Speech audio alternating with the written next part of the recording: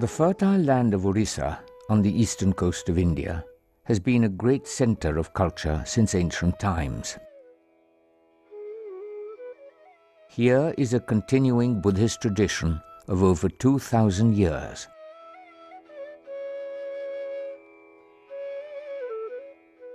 There are edicts of Emperor Ashoka of the 3rd century BC at Dholi, near Bhubaneswar, and at Jaugarh. In keeping with ancient concepts of dharma, or rules of conduct, the benign emperor speaks of the people of his land as his children. His message to administrators is to be kind to the people.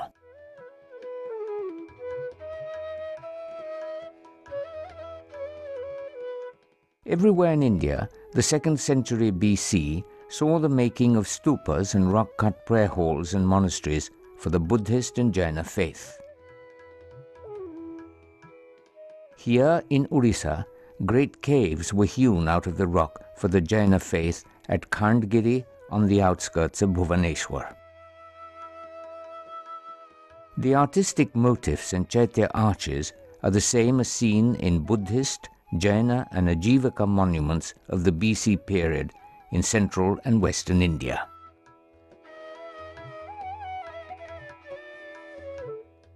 For hundreds of years that followed, as everywhere in India, the preoccupation of the people was with the philosophic quest.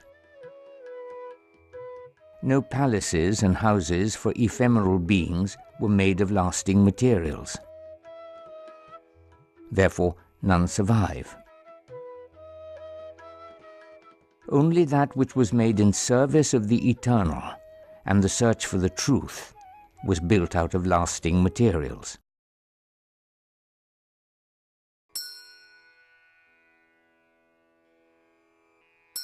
Odisha was a great center of the Buddhist faith.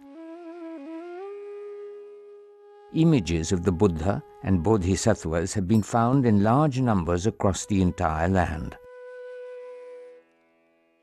The numbers are overwhelming and speak of great devotion and artistic pursuit.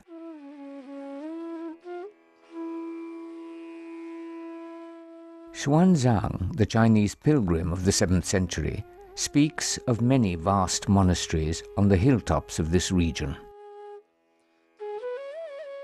The Tibetan historian Taranatha of the 17th century speaks of Odisha as a vital center of the development of the Buddhist faith.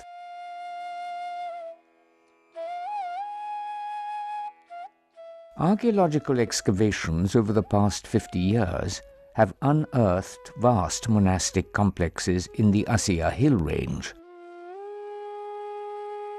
As the search for the truth was most important in the early period, it is not palaces and forts which were made on the top of hills. It is the monuments dedicated to the search for enlightenment which are found on practically every hilltop.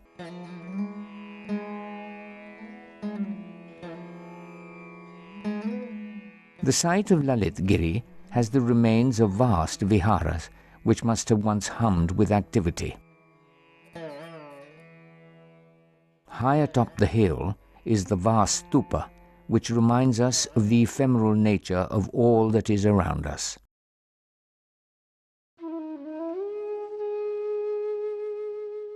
In early Buddhism, the emphasis was on self-discipline. The pain of life in the world was because of our desires.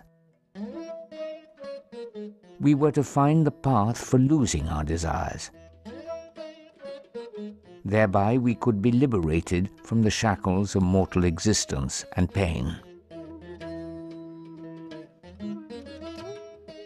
The forms of the world around were considered to be an illusion, perceived through our limited and subjective sensibilities. Therefore, the focus of meditation was the stupa, the simplest of forms, which did not distract us from our aims.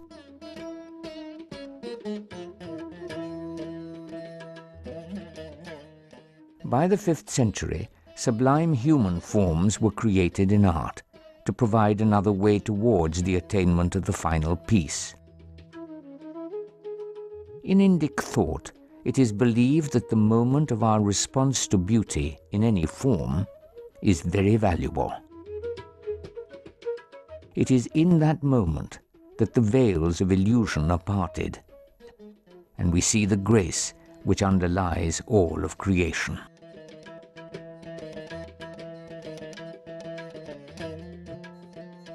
Therefore, art was created to bring before us that beauty, to lift us out of the weariness of life in the mundane world,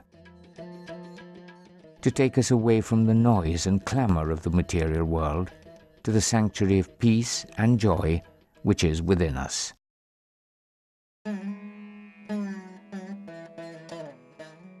In the great monasteries of eastern India, such as these, the search for enlightenment became a great intellectual endeavor.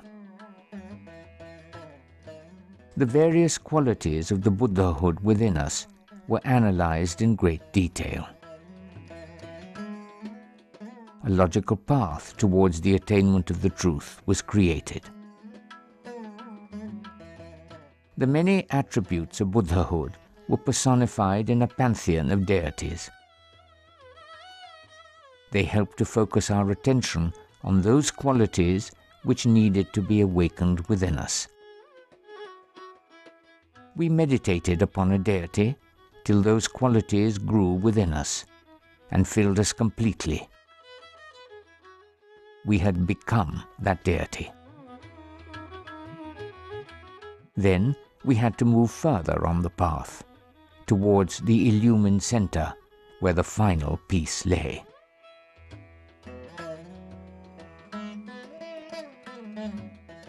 This organized system of the logical pursuit of the goal of enlightenment came to be known as Vajrayana, the vehicle of the thunderbolt. Its logic was held to be as striking as a thunderbolt and as indestructible as a diamond.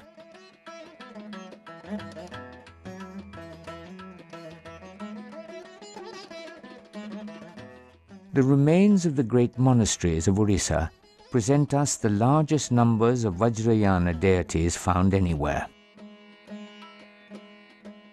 As elsewhere, we also know that the early Theravada and Mahayana schools of thought were also followed in these monasteries. Logical discussions of the truth and of the effectiveness of various paths towards enlightenment were common in Indic faiths since the ancient period.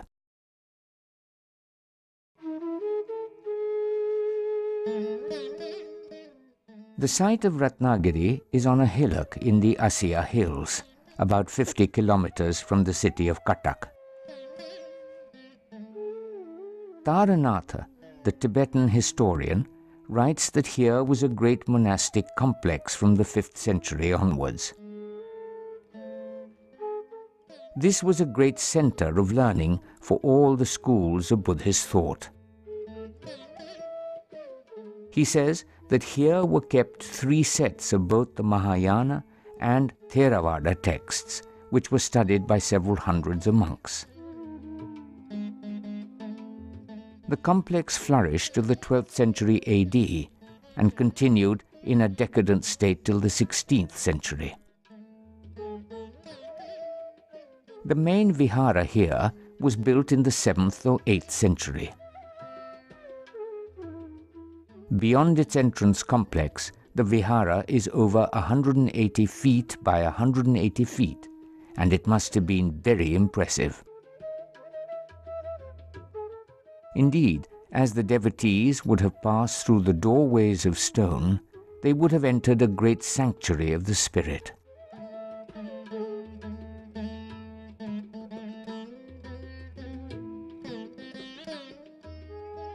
As everywhere in India since ancient times, the entrance to the sacred space presents us the images of the exuberant world of nature, which we leave behind as we enter.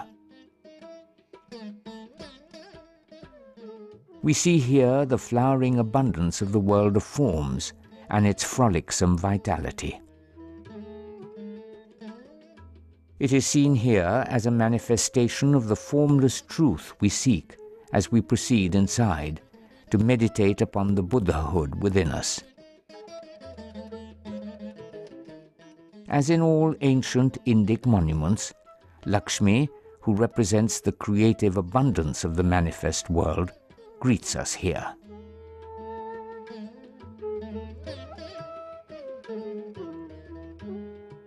The continuous vine of the overflowing fertility of the natural world is a central theme from the 2nd century BC stupa railings of Bharhut and Sanchi.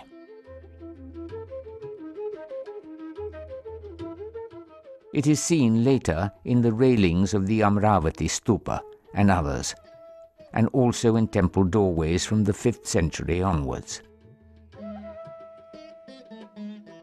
Doorways in the Brahmanical temples of Odisha are very similar to these Buddhist vihara entrances.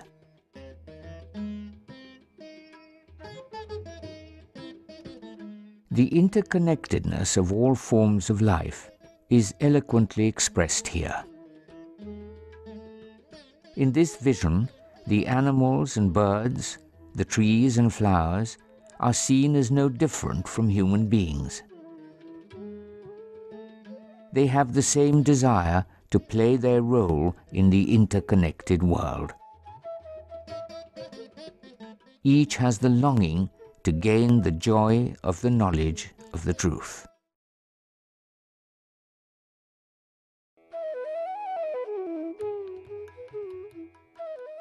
The numerous sculptures found here show that along with the Vikramshila University of Bihar, Ratnagiri was a prime center for the development of Vajrayana Buddhism. There is in these sculptures the detailed and logical personification of the qualities to be awakened within us. There is also that inward look that draws us away from the distractions of the material world. In Indic art, it is not the presentation of photographic reality which is the aim of the artist.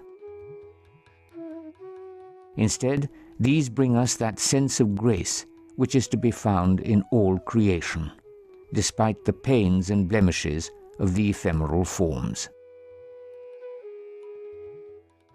Before these, the devotee could lose his egotistical desires and concerns for a moment to find the peace within.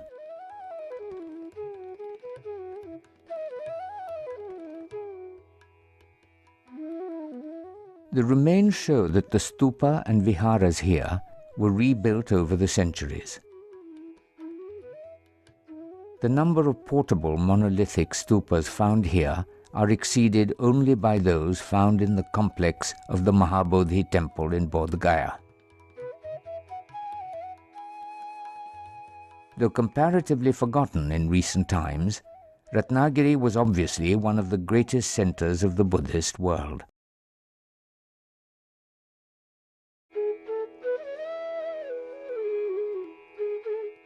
The hilltop of nearby Udaigiri also had a monastic complex with stupas and viharas. The exuberance of fertile nature in Odisha is reflected in the richness of the carvings here.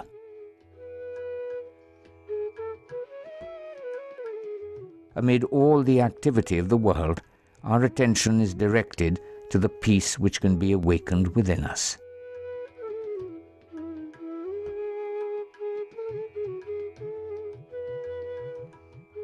Recent excavations in the Asiya hill range have unearthed the remains of many stupas and rock-cut images at Langudi Hill.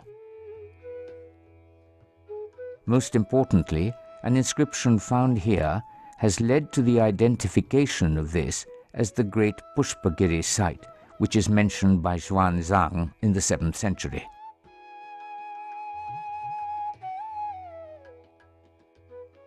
Buddhist worship continued for at least 1500 years at the site.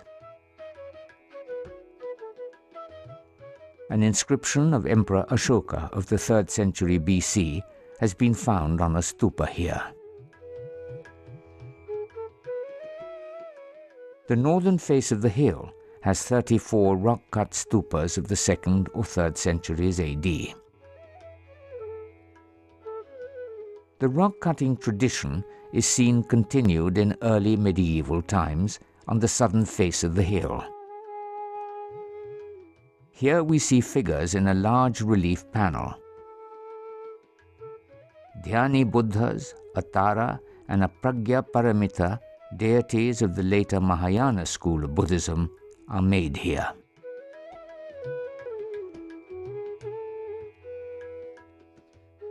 There is considerable evidence that further excavations will yield many early Buddhist remains here. Indeed, we are constantly reminded of the preoccupation of the people in times gone by with that which was beyond the material pursuits.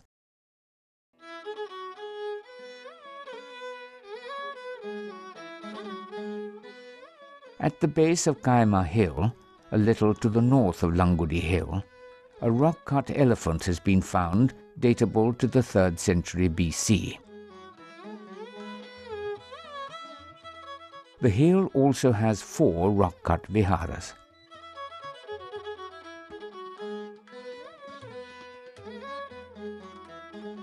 The spread of Buddhism and its fulsome practice all over Orissa is seen in the richness of Buddhist remains in Kiching in remote northern Orissa. There were a number of temples and stupas here. Sculptures of Buddhas, Bodhisattvas and Brahmanical deities show the happy coexistence of both faiths in this region till beyond the 10th century.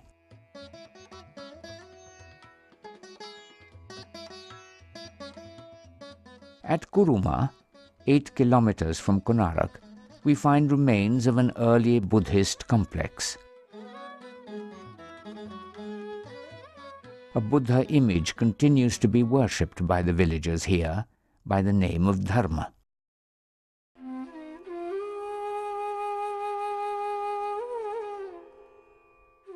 It is in the villages of Naupatna and Maniyabandha that we see the fulsome continuance of Buddhist traditions till today.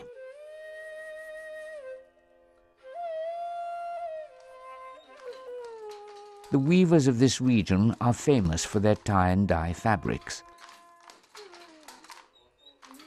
Their silk saris are admired throughout India.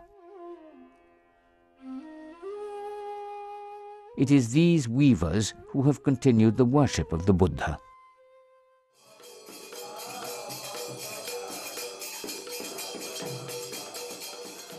As in ancient times, the adoration is carried out with songs of devotion.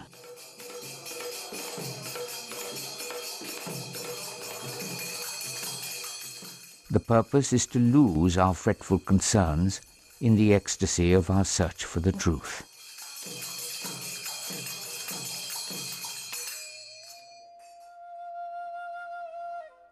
The Buddhist sites of Orissa are many. Sculptures and stupas are found atop prominent hills everywhere, displaying a flourishing culture of devotion. Whilst living life in the material, everyday world, the attention of the people was upon the truth, which is beyond all our pains.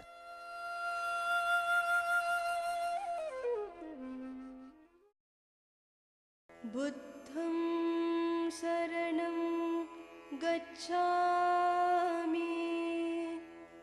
dhammam saranam gacchami, sangham saranam gacchami, buddham saranam gacchami, dhammam saranam gacchami, sangham saranam gacchami.